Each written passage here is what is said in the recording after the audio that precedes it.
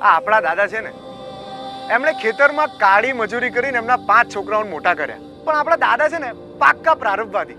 એટલે એમને પૂછે ને કે દાદા, ખેતરમાં પાક વધારે લેવો હોય તો શું કરવાનું? તો દાદા કહેશે, બધો નસીબનો ખેલ છે ભાઈ.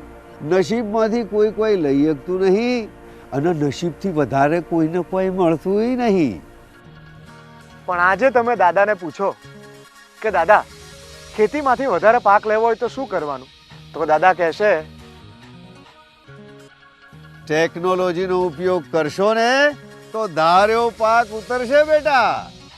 તો આ દાદાના વિચારો અચાનક આટલા મોડર્ન ક્યાંથી થઈ ગયા? એટલે વાત એમાં એવી છે કે રવિ પાકોમાં વૈજ્ઞાનિક અભિગમ કેળવવા શરૂ કર્યો રવિ કૃષિ મહોત્સવ ગુજરાત સરકારે સતત બીજા વર્ષે 66 કરોડની વિવિધ સહાયનું વિતરણ કર્યું તથા 3.5 લાખ જેટલા ધરતીપુત્રોને મળ્યો કૃષિલક્ષી જ્ઞાનનો લાભ. અને આ 2 વર્ષમાં 2.5 લાખથી વધુ ખેડૂતોએ અપનાવી ટપક સિંચાઈ પદ્ધતિ.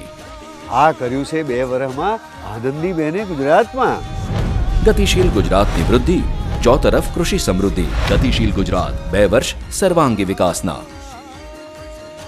એ દાદા, રવિ કૃષિ મહોત્સવમાં જઉં છું, આવું નહીં હેડો.